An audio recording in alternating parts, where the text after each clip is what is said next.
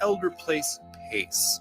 This program offers healthcare, housing, transportation, and recreational activities. There are no copays or deductibles, and it's covered through Medicare and Medicaid. Providence Elder Place PACE works to keep you healthy and in your home. Call 206-320-5325 or visit providence.org Elder Place. Providence.org Elder Place. Join Rainier Avenue Radio from 5 to midnight for Sunday evening sound sessions. Jazz from the Cabinets from Big Poppy. That's right. It's time once again for Jazz from the Cabinets with Big Poppy. Sergio LaCour's Love Lines. It's Sergio's Love Lines with Sergio LaCour. Go to the phone line. Tell her who we talking to. Sage Prince and Just My Opinion. This is Sage, and that's just about going to do it for the first half of Just My Opinion. K-Fox Night Beat with Nasty Ness Rodriguez. It's the beat of the Fox. K-Fox Night Beat, Nasty Ness. You know what? You're going to listen from 5 to midnight. Just turn it on and don't stop. DJ Alibaba. The Underground Surround Sound Star Time with Paul Thanks Pearson. for tuning in. My name is Paul Pearson. Sunday evening this is sound Star Time. sessions on Rainier Avenue Radio. Trust me, you'll be listening the entire time from 5 to midnight. Sunday evening, your sound session on Rainier Avenue Radio. Has your small business experienced property damage? Apply for the Storefront Repair Fund to receive a $2,000 grant to help cover storefront repair costs. The Seattle Office of Economic Development is investing nearly $2 million to help businesses recover from the economic impact caused by damages to their storefronts. Grants will help cover costs such as broken windows, broken doors, broken locks, and etching on windows.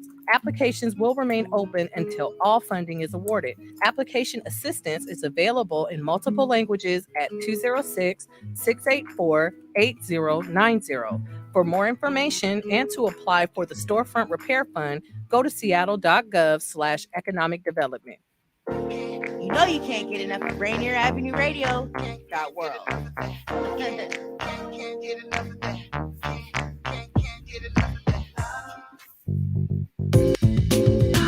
Welcome to Real Estate and Money, a half-hour program on Rainier Avenue Radio.world designed to help you whether you're a buyer, seller, investor, or renter in real estate.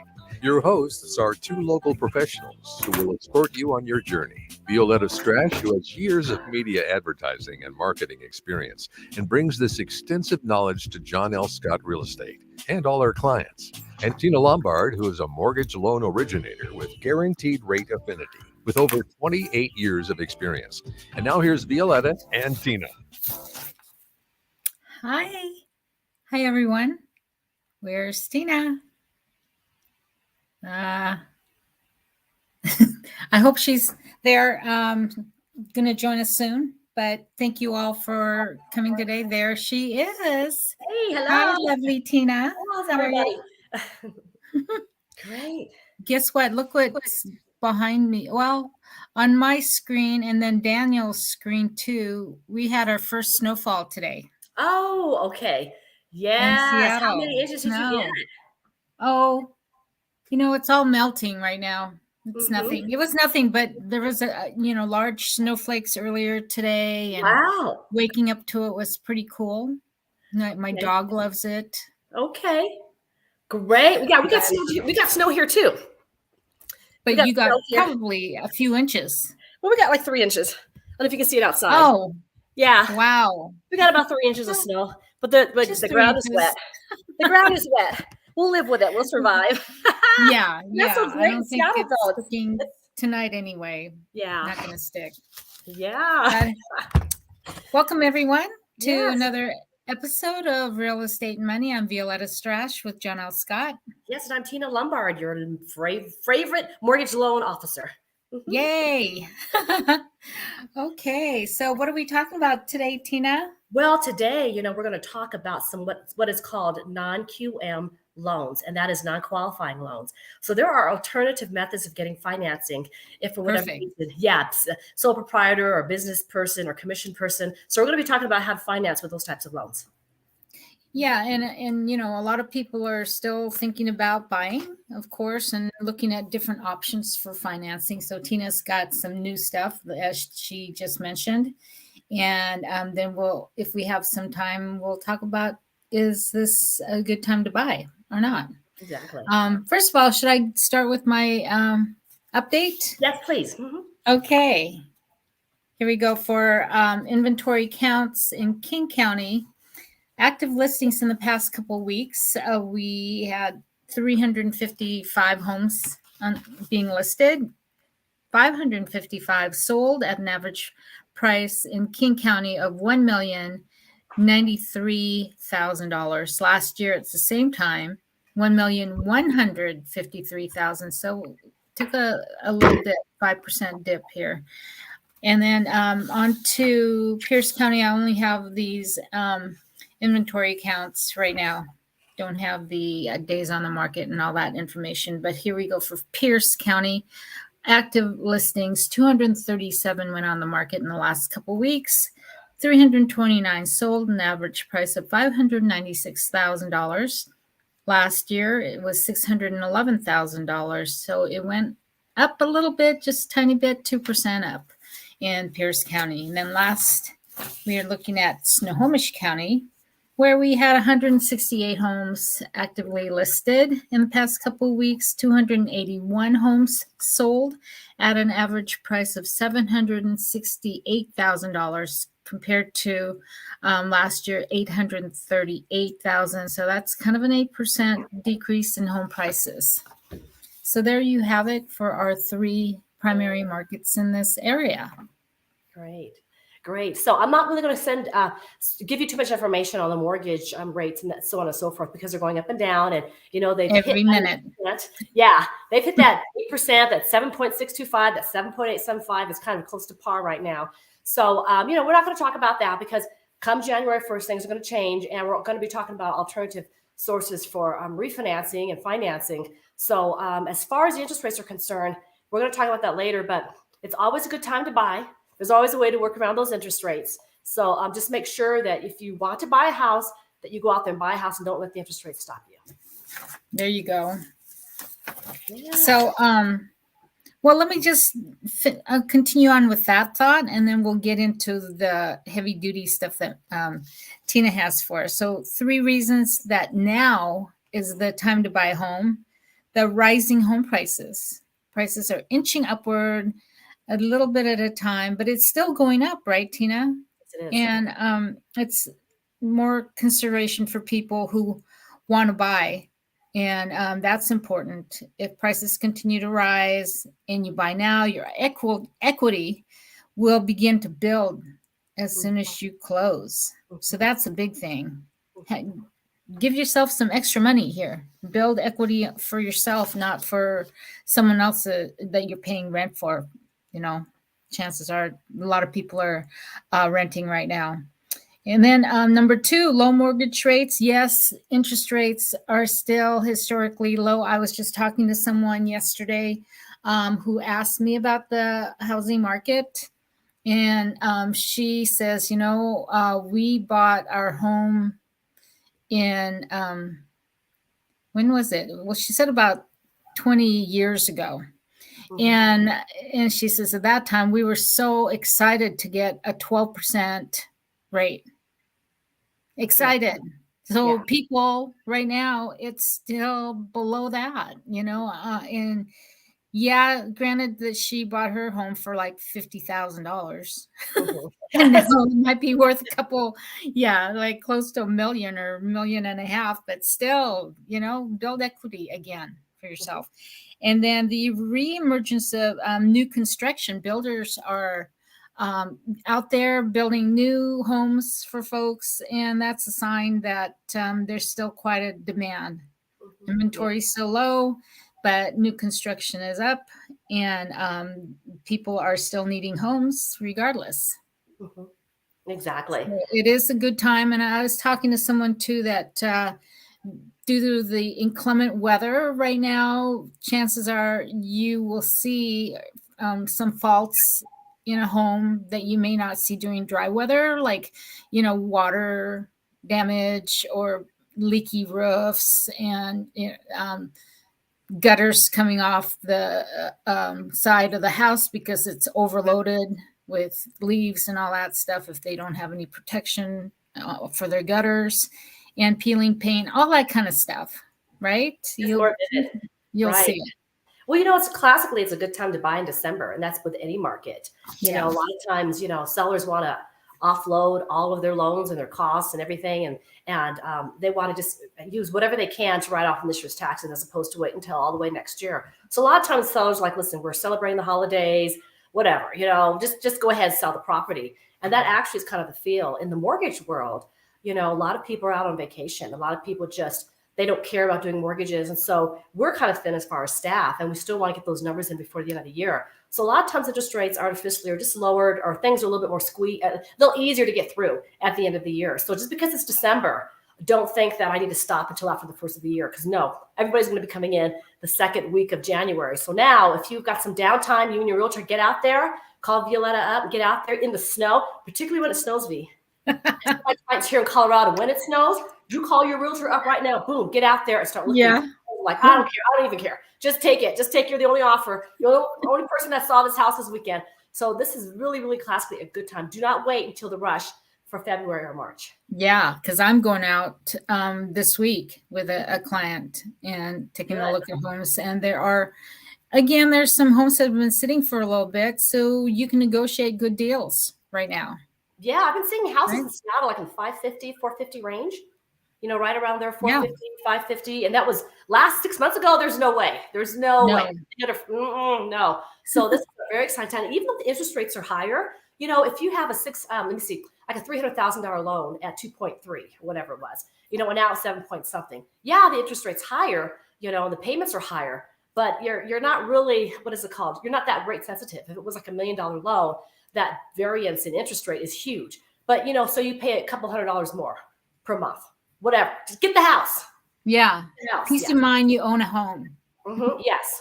And then when the interest rates go back down, you can always refinance. But now, guess what? When interest rates go back down, the value of your house goes back up. So somebody looking at your very same house 6 months from now, when the interest rates are going lower, they're going to look at your house and they're going to have to spend a lot more money. So you're looking good. So the thing is to buy now. Mm-hmm. Okay. Well, let's go to an early break and then go into the meat and potatoes. Okay. With Tina. Tune in to Real Estate and Money every Tuesday afternoon from 2:30 to 3 here on Rainier Avenue Radio.world. Join your hosts Violeta Strash with John L. Scott Kent North and Tina Lombard with Guaranteed Rate Affinity. They'll help you navigate the waters of our volatile real estate market and offer you some guidance on how to make your hard-earned money work to make your dreams come true. Learn about current trends, get tips on financial matters, and have fun, interactive discussions about your home inside and out. That's Real Estate and Money. Afternoon. I know that song. Daniel. Woo! Okay, all right, Daniel. Okay. All right. So anyways, as we were talking about earlier, we're going to talk about what's called non-QM loans, and that means non-qualifying loans, mortgages. And let me give you the definition really quick. A non-QM loan or non-qualifying loan is a type of mortgage that allows you to qualify based on alternative methods instead of the traditional income verification that most loans require. So when you do a regular loan, Violeta, you have to have your W-2s, your tax returns, your bank statements, and you want to make sure your income outweighs your debt. And a lot of it has to do with what you report to taxes. Well, non-QM loans are those people who have a very difficult time reporting their income. For tax purposes, maybe they make $600,000 a year, but after everything is said and done and all the write-offs, maybe they make $200,000 a year. And they really could afford the $600,000 income house, but for tax purposes, it only shows they make a third of what they're actually making. So this would be considered a non-qualifying loan if you can get a loan that can qualify you in other different non-traditional ways. So Daniel has got a list of forms right now I'm going to show really quick. The first one is what type of a client would qualify for a non-QM loan. Okay, so borrowers with less than stellar credit. So if you have a lower credit score, if you're self-employed, real estate investors, foreign nationals, small business owners, people with a high debt to income ratio, gig workers, and that would be like band members and music people, that sort of thing, independent contractors and retirees. So these people classically have a hard time showing their income, what their accurate income is. Okay, in the next slide here, we've got what types of loans are out there, where you've got like your jumbo loans, you've got 9 prime loans, you've got individual tax identification number loans. Now, these are loans for people who don't have a social security number. You can do those type of financing for borrowers. Bank statement loans, stated income loans, verified assets, where you state your income and you verify just your assets. Borrowers with high debt to income ratios, and real estate investors once again. So these are the types of loans that are out there for our non-QM borrowers. Okay, what is our next slide there, Daniel? We've got a debt service coverage ratio. These are what's called a DSCR loan. So have you heard of these before, Violeta? No. Okay. Nope. So these loans are for investors. Now, what they do is we actually, if you look at the bottom there, we've got a ratio. It says debt service coverage ratio equals the gross rental income divided by the debt service. So when we do a classic loan, we look at somebody's total income, including all the rental and then all their debt.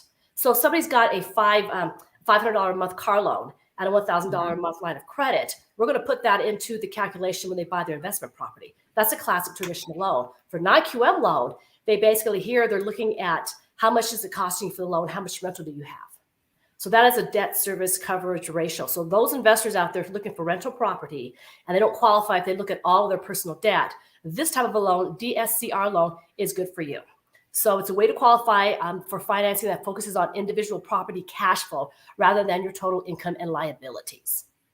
Okay, so let's go ahead and go to the next one there. So if you look at a DSCR loan, and people, this is the buzzword right now, I don't know if you've ever heard of it. People are like, DSCR loan. DSCR. DSCR. And this isn't a term we had 20 years ago. We never had these before.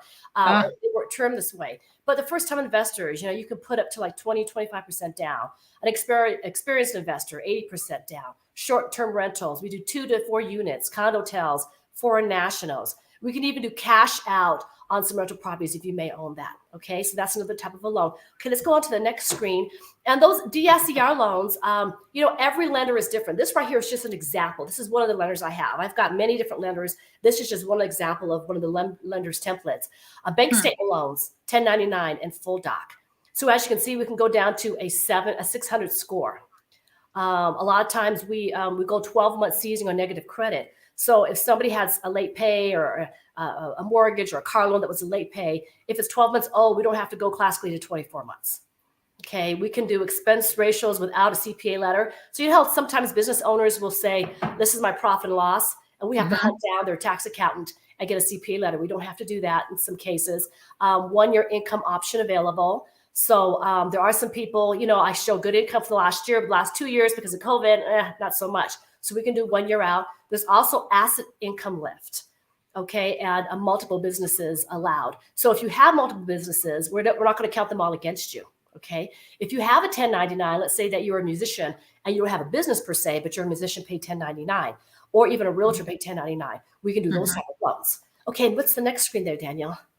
Okay, asset qualifier, foreign nationals, condo hotels, non-warrantable, fix and flips, and construction to perm. So asset qualifier, let's say you've got somebody on a trust fund and they make like, $5,000 a month or whatever, and they've got $3 million worth of assets sitting somewhere. They've got like stocks, bonds, or something. Or no, let's just say $6 million because I've had those type of clients and they really don't show any income. Well, we can take those $6 million and we can use their assets to qualify them for the loan. And I used to do this years ago. I used to have these trust fund babies. They made $0 per month, but mama and papa gave them like $7 million in their account, and they're running wild, muckleshoot or whatever, But we're able to do their loans. So for nationals, if you have somebody here from Canada, from Korea, from England, from just different places, and they moved here to the United States, we can certainly do those loans. Condo hotels. So here in the mountains, it's fairly common. You'll have a condo hotel, so to speak, so we can actually finance those condo hotels. We can finance non-warrantable. So if you get a condo association, the client's making an offer on a unit, and there's maybe 75 units in there, and the whole condo association is not warrantable. So nobody will take it conforming wise. Well, we can do those non-warrantable loans. Okay, so if you have somebody, if you find a condo complex that is not warrantable, you can actually ask the realtors there, ask the homeowner associations there if you can advertise and say, hey, listen, I'll bring people to you because I do have financing from somebody who will do non-warrantable units.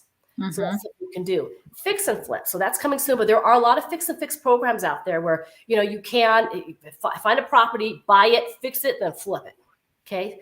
more like short-term financing, construction to perm. Okay, this company says coming soon, but there are a lot of construction to perm. So some people do own properties out in the mountains, maybe in Spokane or Enumclaw or something like that, Yelm, and here maybe, Monument or Pueblo is somewhere you've got some property, or even in the mountains, that is not improved upon. You can do construction to perm loans if you own the property. I mean, there's permits involved, so on and so forth. But, you certainly can do a construction to perm. So that's something that people did years ago, and now it's starting to make more sense. But you certainly can do construction to perm loans. You don't just have to buy a house that's already existing. Yeah, and land costs more, materials cost more, right? Mm-hmm. Yeah, you'd be surprised, because I do see a lot of people who still come up to me and they say, hey, Tina, I want to buy land and I want to build upon it.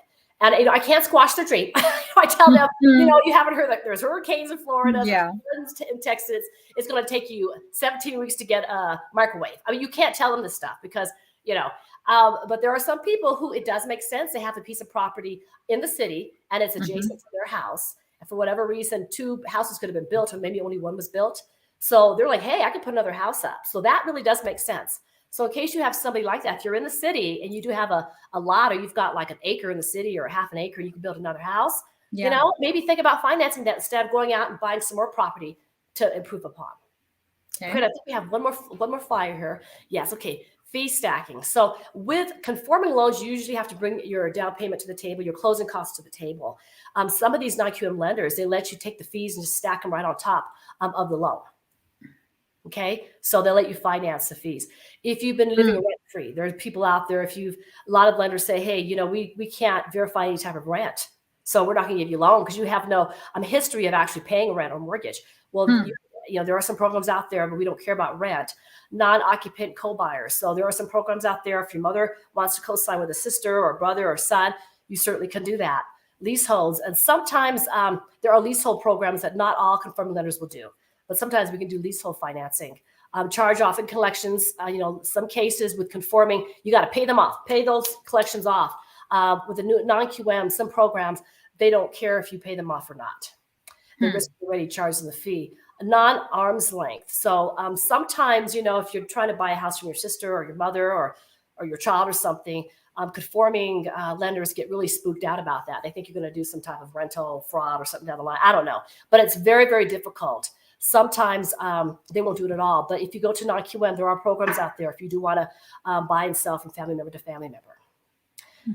So, okay, so that's it, Daniel. That's all with the flyers and stuff. But thank you for showing that. So, if you go to classic places, like some banks, the well-known chain banks, the Banks of America, the Wells Fargo, U.S. Bank, these banks do very, very good with their loans, their conforming loans. But if you are self-employed for 3 years and you have been writing everything off on your tax returns, and you do show bank deposits, you make $50,000 a month in bank deposits, but it only shows you make $50,000 for the year, but you want to buy a house. This is a program, a lender, you look for a non-QM lender, or just look for a mortgage broker. A lot of times mortgage brokers have access to non-QM loans. Let's say that you do have your house and you do have $50,000 to put down on some rental property or $100,000, but the debt to income ratio doesn't really jive. But hey, your payments are $3,000 a month and your rent's going to be $4,000. Then you may want to do a DSCR loan. Maybe you are in a trust fund. Maybe there are resources where you get money per month, but for whatever reason, you cannot show income. I encourage you, if a bank or somebody tells you no, that's great, but go ahead and go a little further, push further, and go to a mortgage lender and see if you can do a non-QM loan. And so, V, have you heard people before say, oh, you mean a subprime loan or a hard money loan? Yes, I've heard that. No. Okay. You think, people with mafia, pinstripes, they come back money. Okay. Those are hard loans. And there are some hard lenders out there. I know a couple here in Denver. They're just great people. They're seriously hardcore hard money loans. Somebody wants to do a fix and flip. They got $80,000 going to fix and flip. They got a lot of money upon the line. They have LLCs and all this kind of fun stuff. There are hard money loans. Okay. Subprime lending is something that used to be a connotation from the past, 2008, 2006, 2005, where there was like 3-year arms with a 3-year prepayment penalty and just all types of different fun stuff. Those are subprime. Subprime and non-QM are two different things. If you take a non-QM loan, that doesn't mean you're below average. There's something wrong with your credit. There's something wrong with your income. You're just a weird, wacky person. No, okay. Non-QM actually identifies people out there that do have a justification for writing off income. They are small businesses. They do not conform to conforming loans. And so they are viable. A lot of restaurant owners, a lot of millionaires, billionaires out there, a lot of business developers, land developers, they don't show all their income, or that they do, it's K1s and LLCs and corporations. It's just a nightmare. And they just want to take a piece of property and flip it or do some investing. So there is access. So a lot of times my well-to-do clients who are investors, they'll just go, Tina, listen, do you have $3 million? Do you have $4 million? Do you have a DSCR loan? Do you have bank statement loans? Okay, great. You're my gal. And they don't even mess with contemporary or conforming. So if you have a client that's like that, don't even mess with the banks, because they do very, very well with FHAs and VAs and conforming. But if you have an entrepreneur, that's somebody who's making mad money, they don't show it, and they shouldn't show it. You need to get to a mortgage lender and ask for a non-QM loan and get them into a house that they can really afford. Mm-hmm. So this would be good for my I10 clients. Absolutely. Too, right? So I10 clients, you've got those, a lot of times they do have nationalization, like in Mexico or Canada or something like that. And they do have an tax identification number. And that's all I need to pull their credit. Some programs are 15% down, some are 25% down. And a lot of these clients, they have that money. And when I pulled my I10 loans before, some of these clients have got the highest credit scores I've seen, because they don't mess around. They don't mess around. They pay their, and they don't abuse their credit or anything, because it's the only thing they really have right now that ties them in as far as verifications. So usually those I10 loans all day long, those are easy loans to do. You just have to find people who've got the down payment, and will turn in the paperwork in a timely fashion and find the house. Mm-hmm. Yeah. And typically what is the lowest or the minimum credit score that you would see? I10? For anybody. For anybody? Okay. For anybody. Well, like I said here, non-QM sometimes goes down to 600 on all of the programs. I saw that. 660. Now, if somebody says, I only have 10% down and I'm not, I want to go bank statement loan, where it's going to be a higher, a higher credit score.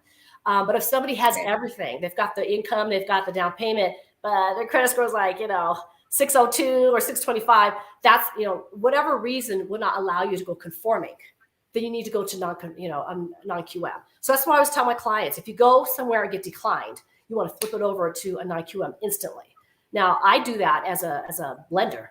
I'll flip it over instantly. Some other lenders say, listen, I can't do this. You need to call my gal Tina up, and I get it after the fact. But usually just tell the lender, can you do it all? And if you do have a 612, I mean, like this program that I just showed you here, they go down to 600. Yeah. Yeah. Now the interest rates are a little higher, of course, because there's a risk factor. Now, somebody says, well, I want to do bank statement loans, but the interest rate, instead of being 7%, it's at 8% or 9%. Well, yeah, because you're not really showing all your income. But however, as far as taxes are concerned, when you pay a mortgage, that interest rate isn't as scary, because you've got part of that interest rate to write off with your taxes. Now, I'm not a tax accountant and I can't disclose all this kind of fun stuff.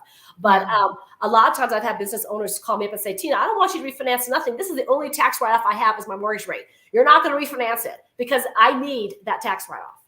So don't be scared if you have a business owner and they say, listen, I want to get a house. I own 3 franchises and, I've been doing this business for 20 years. I want to get a $2 million home. Get them to a bank statement loan. Get them to a state income loan or something. They'll pay a higher fee, but they'll get that house. Yeah. Yep. Okay. So, yeah. So is that all we have? We got a few more minutes here. We got a couple minutes left. What else can we talk about? Okay.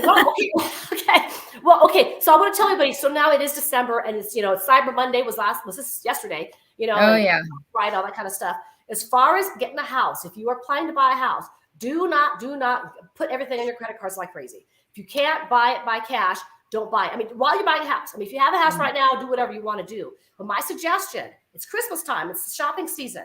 Don't go out there and you pile on all those balances on your credit cards and then expect to buy a house in January and February, because the difference of a $50 payment can cost you maybe $50,000 a house. Difference. So if you can't buy it, just until you get to your house, if you can't buy it cash, then maybe put it down. Yeah. Knit something instead. Or take up knitting. That will occupy your time. Don't buy a car. Like, yeah, oh my mine gosh. did. Yes, please. I have people now, they're like, have car payments are like $1,300, $1,100, $1,800. I'm like, for what? Spaceship, plane, or a car? And, tempting, but don't do it. You can do whatever you want after you get that house. But until Get then, the house first. get the house first. Mm-hmm. Be disciplined. All right. Yeah. Well, I think that's what we've got today. We've got sports coming up on Rainier Avenue Radio every weekend. Saturday, we broadcast. There you go. Football state championship. I love going to those at the, especially at the Tacoma Dome. Wow. We've had a lot of energy. Yeah. Yeah. So Eastside Catholic. That's my school. Yay. Wow.